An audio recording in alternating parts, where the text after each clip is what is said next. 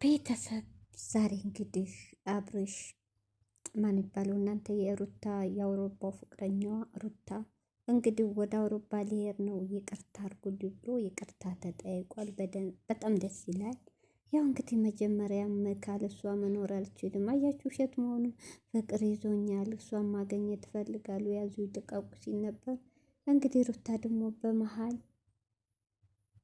አብርሽን አፍቅራው ሳይሆን ወዳው ሳይሆን አውሮፓ ሄዳለሁ ብላ ሳይሆን አብርሽን ለማናደድ አብርሽን ለመበቀል ነበር ይሄ ልጅ ያገኘችው። አልተሳካላትም። ሳይሳካ ሲቀር ላሽ ብላው ነበር። ልጁም ያዙ ይልቀቁኝ፣ ለእሷ ብዙ መጽዋት እከፍላለሁ፣ ሞታለሁ ምናምን ሲል ነበር የከረመው። በስተ መጨረሻም ተስፋ ሲቆርጥ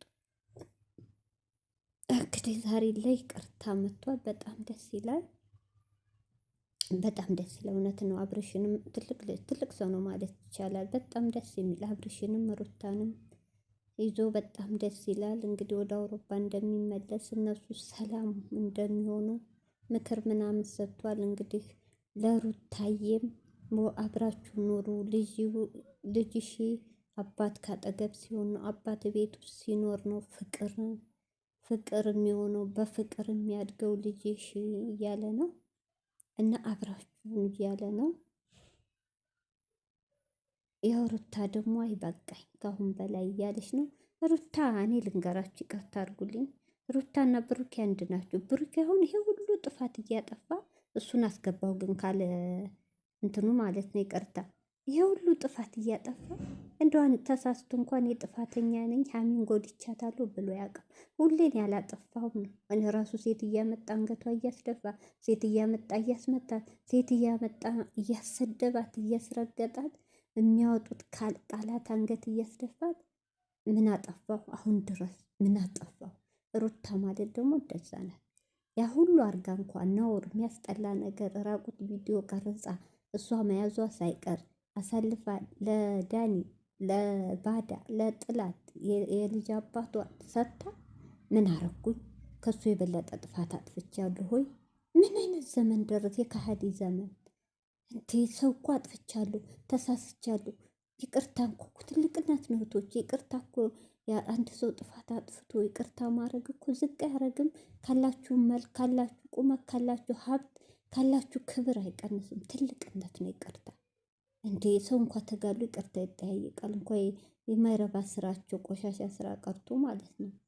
እና ስለዚህ አንድ ናቸው። ራሱ ዛሬም እሷ በቃ እንደ ትልቅነት እሷ እንደ ጀብድ እንደ ጀግንነት ምንም እንዳላጠፋች ነው እየሆነች ያለችው። እንዴ አንቺ ታመጪው አንቺ ታሮጪ ሩታዬ፣ አብርሽ እኮ አይጎዳም። ድሮም እኮ ቆርጦ ከህይወትሽ ወጥቶ አንቺ ነሽ አንዴ በመጠጥ አንዴ በመድኃኒት አርገሽ ልጁን ግድ የኔ እንደ አይነት የለም። የሰው ልጅ የራሱ የሚያደርገው በፍቅር እንጂ በሚያስጠላ ነገር አይደለም። ያን ሰው ለራሴ ለማድረግ ዛሬ አረግሽ ውስቲ ነገስ ጥሩ ፍቅር ይሰጥሻል። የድሮ አብርሽ ይሆንልሻል። የድሮ ደስታሽ ይመለሳል። በዚህ ነገር ማለት ነው። የስህተት ነው። ለትውልድም ለሴትም ትምህርት አይደለም፣ የሚያስጠላ ነው። ሰሞኑን ያረግሽው ነ እኔ አንቺን በሆን ከቤት አልወጣም። አንቺ ግን ፍጠጥ ብለሽ ምንም አላረግኩ እንኳን ይቅርታ ልጠይቅ ቀርቶ ምንም አላረግሽ ብለሻል። እንግዲህ ዛሬ ልጁ ደስ ይላል። ምን አገባው? ይቅርታው እንግዲህ ሩታዬ ከሁለቱ ውጭ ናለች። ወይ ከአብርሽ አልሆነችም፣ ወይ ከአውሮፓው አልሆነችም። ወይ እንደ ሩታዬ ከዚህ ሁሉ ቆሻሻ ስራ ከምትሰሪ ከምትዋረጂ ጭክን ብለሽ የአውሮፓው ልጅ ጋር አውሮፓ ከኢትዮጵያ ወጥተሽ ቢከፋሽም ቢደላሽም ሁለተኛ ሚስቱ ነሽ ብኖር ይሻልሽ ነበር። ለምን በባዕድ ሀገር ማንም የሚያይሽ ስለሌለ ብታለቅሽ ብትከፊ ብትደሰቺ የሚያይሽ ሰው ስለሌለ እንደዛ ብትኖር ይሻልሽ ነበር። አሁን እኮ ከሁለቱ ውጭ ሆንሽ። አብርሽን አገኛለሁ ብለሽ ከዛኛው ተጣላሽ፣ ያን አገኛለሁ ብለሽ ከአብርሽ ተጣላሽ። መጨረሻሽ እንደዚህ እኮ ነው።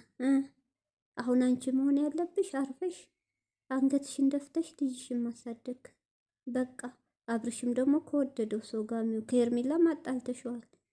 መቼም ዶ ሄርሜላ የዋ ልጅ ናት፣ ስለምታፈቅረው ሴት ልጅ ትሸነፋለች ከተመለሰች። እና በጣም ያሳዝናል። እንግዲህ ልጁ በጣም ደስ የሚል ነው።